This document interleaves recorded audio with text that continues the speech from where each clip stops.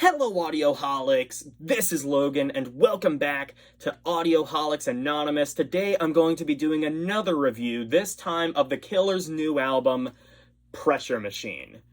This album came out a couple weeks ago, and I bought it on vinyl fairly recently because, yeah, I really like this record. For those of you who might have seen my top 50 favorite albums video, you will know that Sam's Town is on that list. If for no other reason than the epics that bookend said album. Pressure Machine, while it doesn't have the epics of earlier Killers outings such as Sam's Town or even Hot Fuss, more than makes up for it with an astonishing amount of really good songs that span a variety of different sort of sounds. And I believe that as a result of it being more consistent front to back than any other Killers album I've heard, I believe that this is the best Killers album released to date, and will probably take Sam's Town's place on my top 50 list. You have songs like Runaway Horses, for example, which is this really nice kind of somber ballad that features Phoebe Bridgers. This really kind of stripped down sort of thing. But on the contrary, you have the title track, Pressure Machine, which is almost like a more upbeat dance number. And it's just a fantastic album. For those who don't know, the frontman and lead vocalist of The Killers, Brandon Flowers, grew up in Utah. And as a result, wanted to make this album invoke Utah. I've actually been there a couple months ago to visit some friends. And I can confirm, when I listened to this album for the first time, I was there again.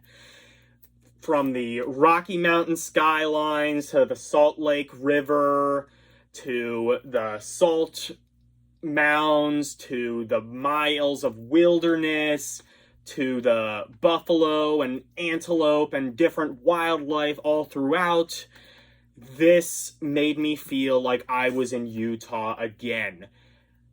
Really, really good album. If I had any complaint at all about the record, not even about the record, but about the vinyl itself, it's that, unfortunately, for whatever reason, they kind of gimped it. So if you listen to this album on Spotify, in between all of the songs, there are these interviews done by random different people. It sounds honestly analog, like he brought a literal tape recorder to interview these people. But, you know, it kind of does also invoke that sort of, you know, retro style of Utah. As somebody who, again, visited Utah and has friends who live there, I can confirm that everyone there kind of lives about 40 years in the past. No offense, of course, so do I. But unfortunately, all of those interviews and those sound bites were cut on the vinyl release, and that really sucks. If I had to take a guess as to why that is, maybe there might have been some legal issues. They might have said, like, we're going to be using this for streaming, and maybe didn't necessarily specify that it would be released on physical media or like CD or vinyl or anything like that. So if I had to take a guess, that's my assumption as to why it was done this way. But either way, it is still kind of a shame, because I think that adds to the sort of concept of the record.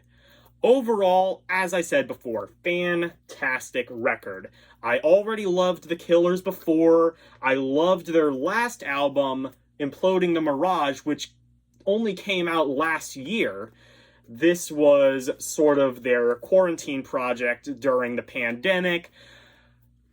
I love this album more so than any other Killers album to this date. What do you think of the album? Do you like it as much as I do? Do you not like it at all? Do you not like it as much as I do? Let me know down in the comments below. I really love to hear your opinion. Thank you so much for watching, and without further ado, I bid you audio do. Bye, everyone.